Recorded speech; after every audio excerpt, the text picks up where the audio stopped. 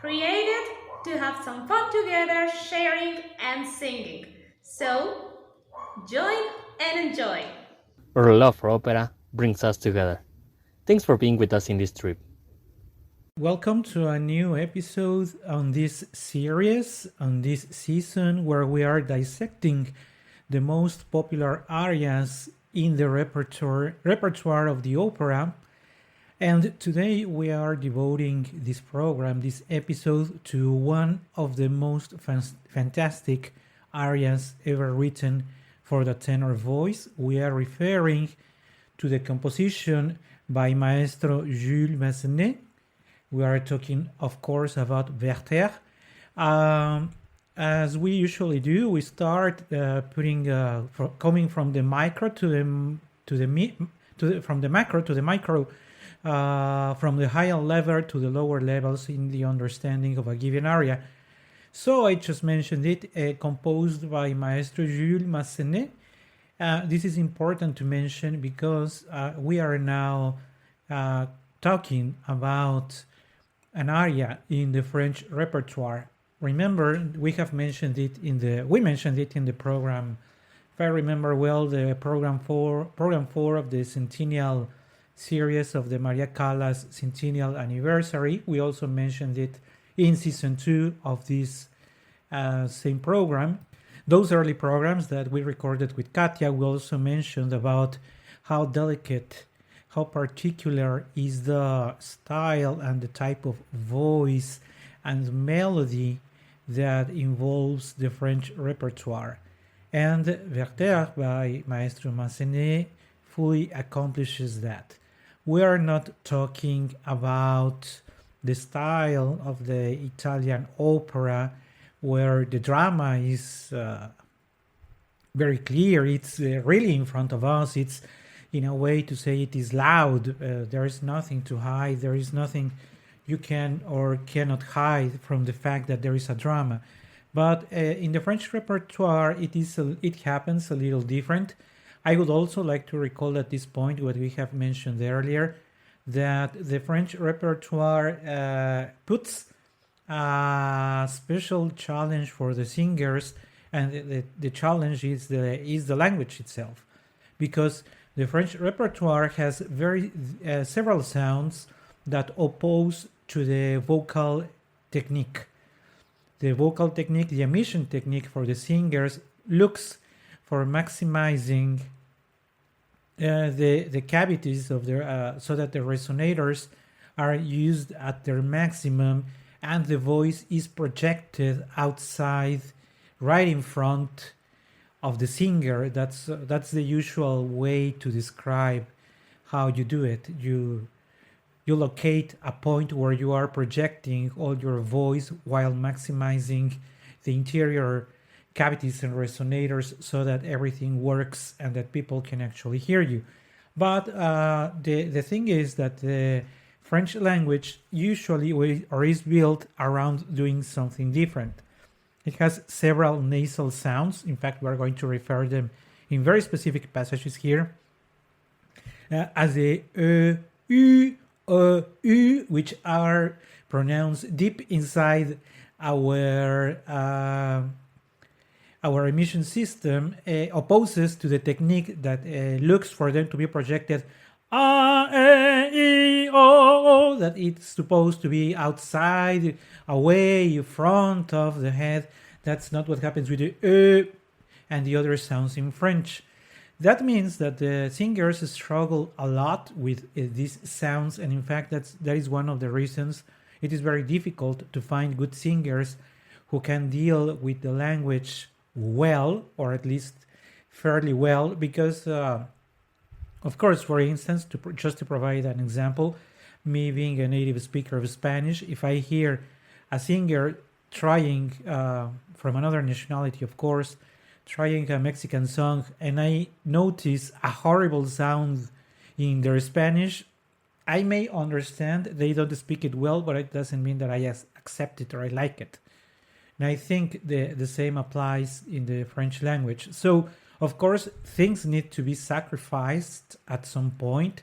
You cannot sacrifice the pronunciation of the language because it loses sense, but on the other side, you cannot lose all the projection and the maximization of the resonators to reproduce a sound of the French language. So, in that scale, that's where most singers need to make a decision. 99% of them go for the projection of the voice, sacrificing the sound of French. But even if the sound wasn't enough, we also need to think that the rhythm, the intonation of the French language is very particular, which we are going to address in this area as well. So we also refer to that when we talked in the same episode of the Maria Callas season. We also talked about her singing French repertoire as if she only had to change the language from Italian to French, and that is not the case. It is not only to pretend that you speak French, because there is, as I was mentioning just a second ago, there is an intonation and style of speaking that is not only putting the words and translating or putting them as if you were singing Italian. I will be very insistent on that. With all that I am putting here, is that it is very, very, but really very difficult to find a good interpreter of the French repertoire, and moreover, that is able to sing something as delicate and very well built as it is the aria Pourquoi me réveiller. This aria, which comes getting close to it's in the third act, very close in the third act, approaching to the end of the opera that has 4 acts. And so far, let's see, what do we know about the character of Werther? And before I forget, this opera is based on the composition, the literacy by Goethe. He's the one who wrote this story around the La Souffrance de Chevalier Werther. This is the plot that Massenet likes and decides to have a team working on the libretto for him while he composed the music. This story of Werther has also been mentioned. It is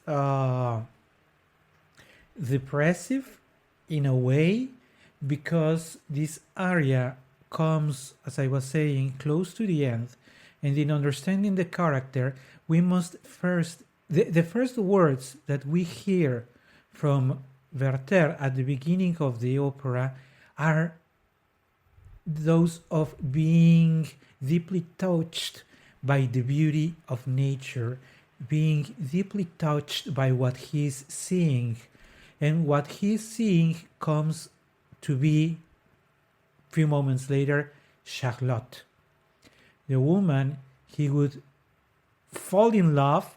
I would put that into quotes. I will refer to that. I'm willing to go back to that. So he says he falls in love for Charlotte, who represents the extreme perfection and beauty, the purity that he would like to have by his side. Going back to that word, so those words of calling it he's in love, it is, we have just said that he's the words that he uses is of deep impression about the beauty of nature, but that also reflects a very fragile soul. From my perspective, what we are witnessing now is that Werther, who is said to have depression, of course those days these psychological conditions were not built. Remember that the study of the mind and psychology came later. So by the time that it was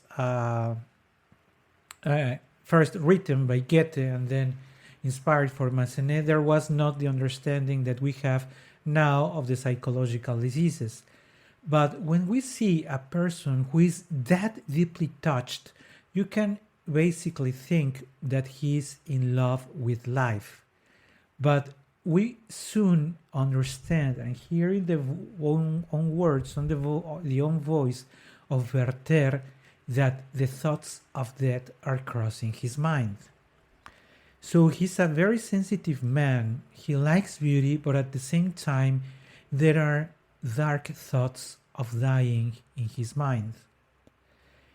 For a person who is in a positive balance of his emotional and mental life, those thoughts of suicide, of living life, should not be frequent. But in the case of Werther, they are present throughout the whole opera until he finally commits suicide.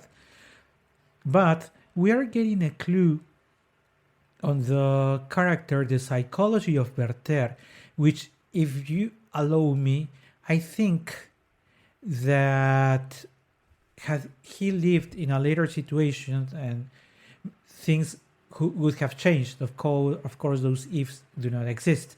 It is also said that depression, the way he dressed and behaved, gave, I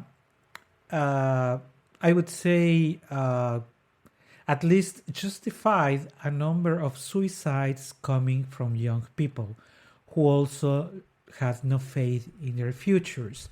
So in a way, we're talking about a group of depressed people who would find in Werther the person who would represent how they felt, and so that's why they justified their taking their own lives in the name of Werther.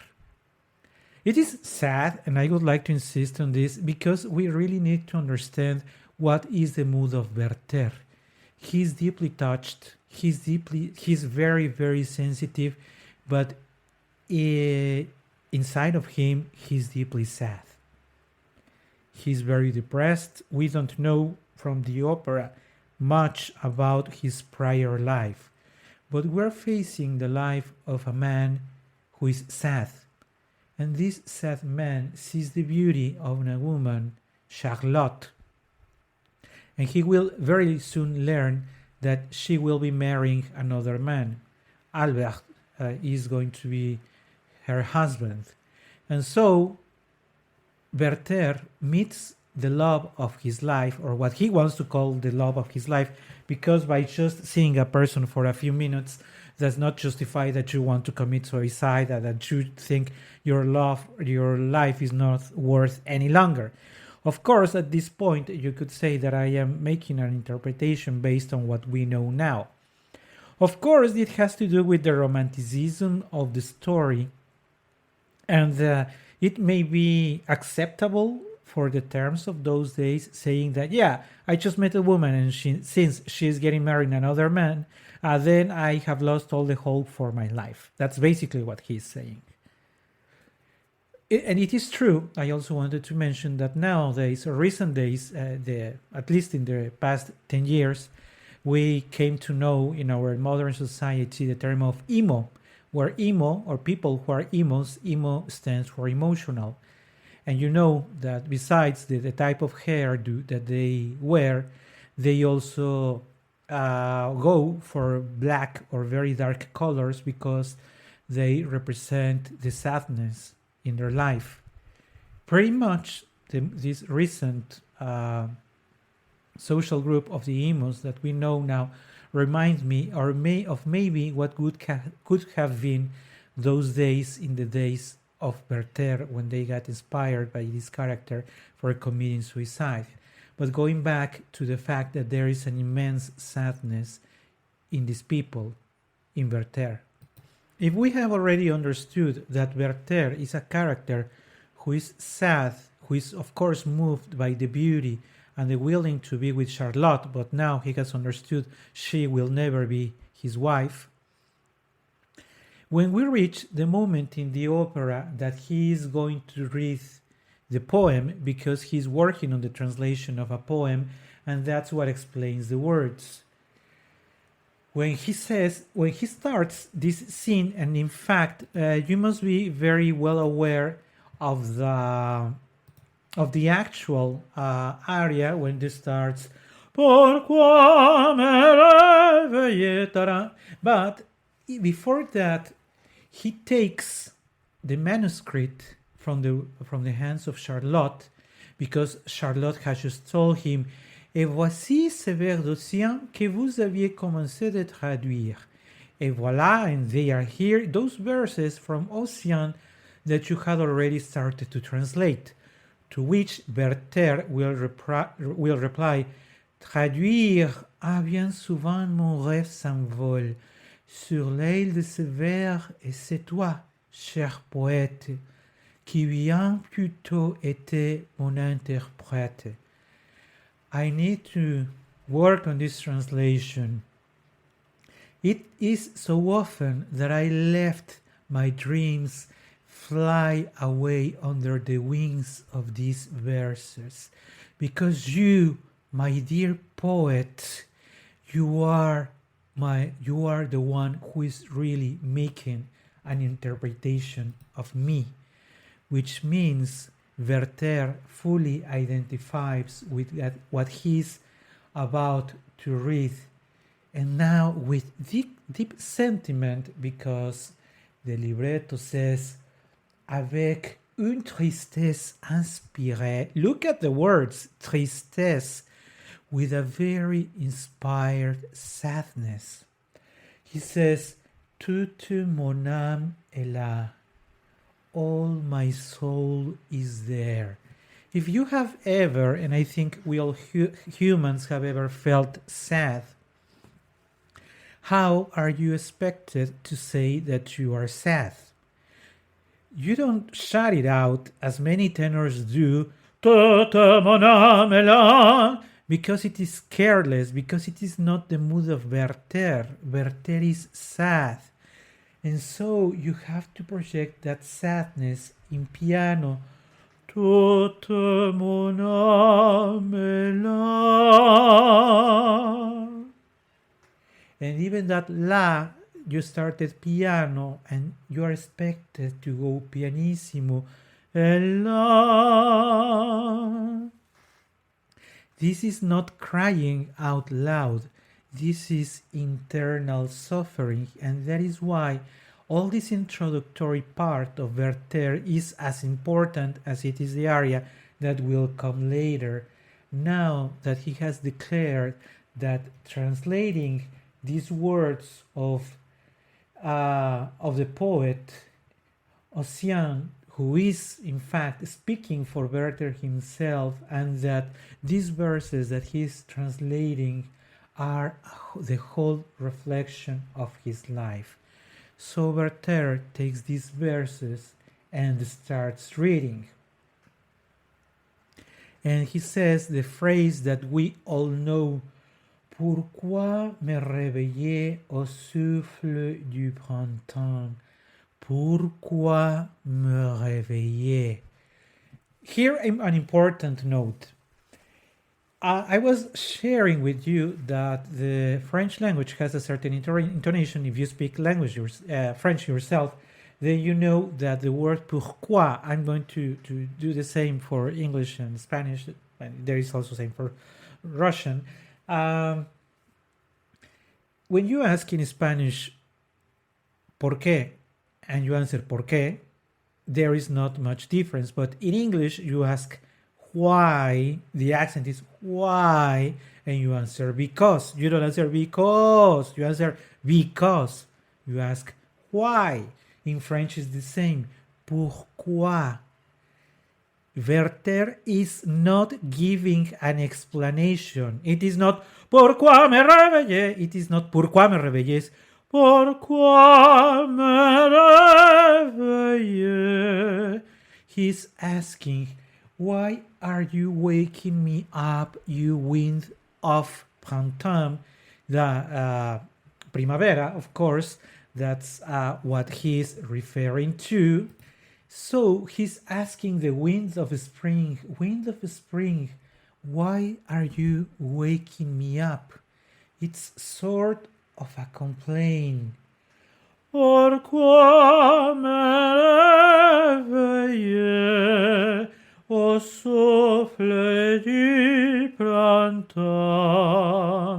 He is repeating, pourquoi me réveiller? If he was providing an explanation, he wouldn't be using pourquoi. If you ask why, you use the accent of why. If you are giving an explanation, you answer because. So, carelessly, many of the interpretations of this aria think that he's explaining because I want to be waking up. I don't want to be waking up. I am complaining. Why are you waking me up, you wind of spring? Sur mon front je sens tes caresses, et pourtant bien proche est le temps des orages et des tristesses. This is written, if you also insist, I want to insist, if you speak French, then you notice the beauty of these words. Look at how they sound. Sur mon front je sens tes caresses, et pourtant bien proche est le temps des orages et des tristesses. In my front, I feel that you're caressing me. Of course, it is referring to the wind. We just said that the wind of spring has just woken him up.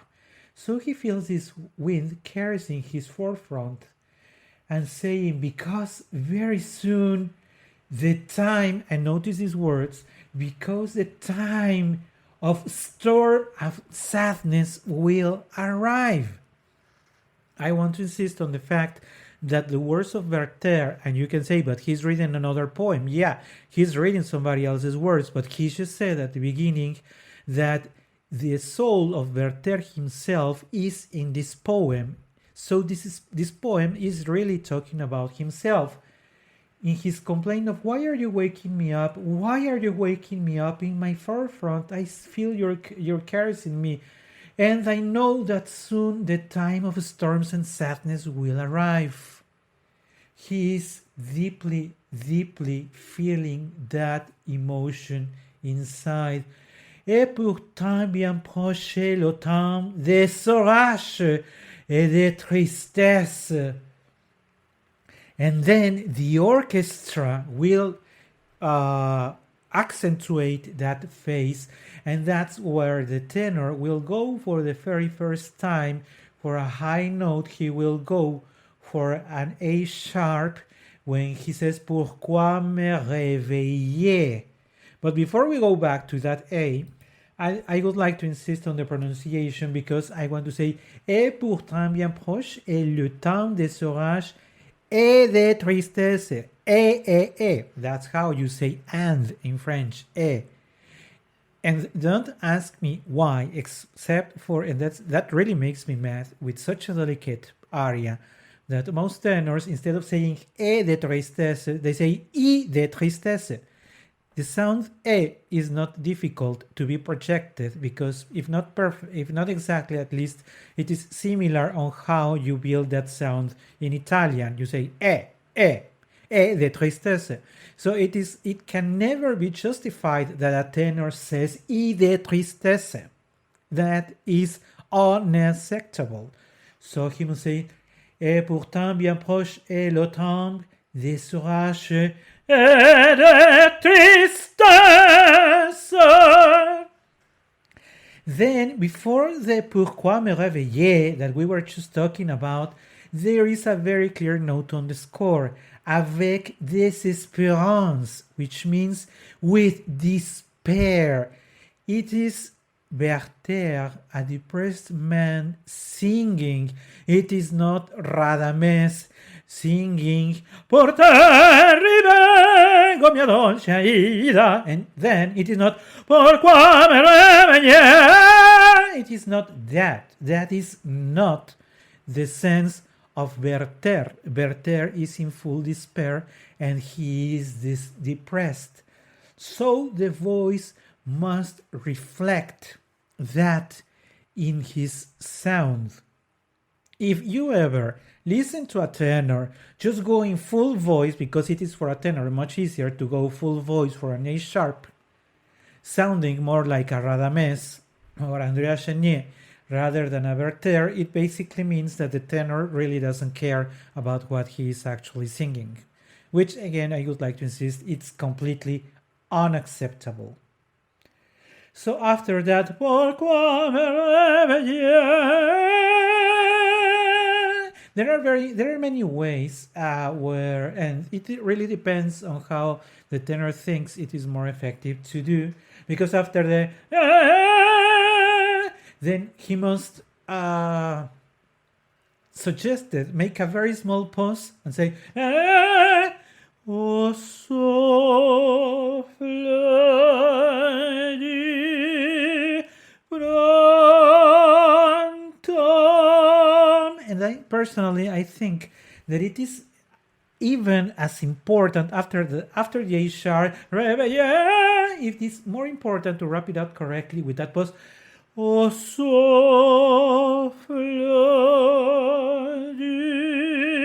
pronto. Again, the composer Massenet is requesting a double P, a pianissimo in the pronto.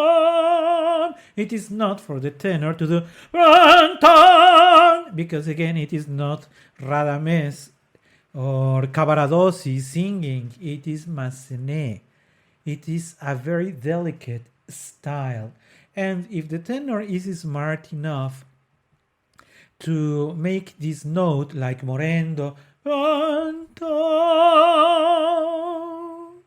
it is way more effective because it makes sense with the character of Werther. Werther, I insist, is a depressed man, and a depressed man makes more sense to have his last note disappear pronto rather than pronto. It doesn't make sense to make it out loud. Then when we move ahead with the verses that Werther is reading, he's telling us again in piano, demanda l'Evanon, viendra le voyageur, se souvenant de ma gloire première. Then he will raise his voice again, but he will continue when he says, tomorrow in the valley the traveler will come. He will recall my first days of glory, and his eyes in vain will look for that brightness in me, but they will not find that. They will only find my pain and misery. When we are thinking that a positive message is being read, le voyageur, that man that has traveled far, when he gets back, finds a very, very sad, I am nothing but the shadow of who I once was. There is nothing but darkness inside me. That's what this phrase refers to. And these dynamics in this phrase that are very, very common, found in the French repertoire, because it starts with a mezzo forte, se souvenant, and then it will diminish in diminuendo until a piano. So it is not se souvenant de ma gloire première. So if you notice that your tenor of preference has sung this phrase in the same volume, that means again that he's not reading the score, or that he doesn't care about the notes of the composer. That is not the way it has to be done. The way it has to be done is you start with a much louder volume, a mezzo forte, se souvenant de ma gloire, and then you diminish gloire première. Then you go back to mezzo forte, et ces cieux événements chercheront ma splendeur, ils ne trouveront plus que d'œil. If you notice, even though there is only one time marked the forte there, the emotion is growing with the notes that Maestro Massenet wrote. Vénément chercheront ma splendeur, ils ne trouveront plus que d'œil, et que misère. And the consequence of misère, that misery has to be exactly that. the consequence of what you just said. Because if the tenor is not following the right dynamics of the aria, it just looks like if he's waiting only to explode with the Messiah, and it is not a sudden explosion, it's a consequence of what you did before. And because what we were explaining is that when the traveler, the voyageur, is looking for the brightness that he had in the past, he says, "Venimons chercherons ma splendeur." In vain he will look for all that. That will be vain, because nothing he will find but woe and desolation. That's what it. Misère, hélas. This hélas is also a consequence of what has been said before. My misery, hélas, hélas. Otherwise, it sounds fake. And this whole jewel of music by Maestro Massenet is written in perfection. The most perfect writing of Maestro Massenet. You see how it's evolved. Toute mon âme là, pourquoi me réveiller au souffle du printemps? Pourquoi me réveiller? Da da da da da da da da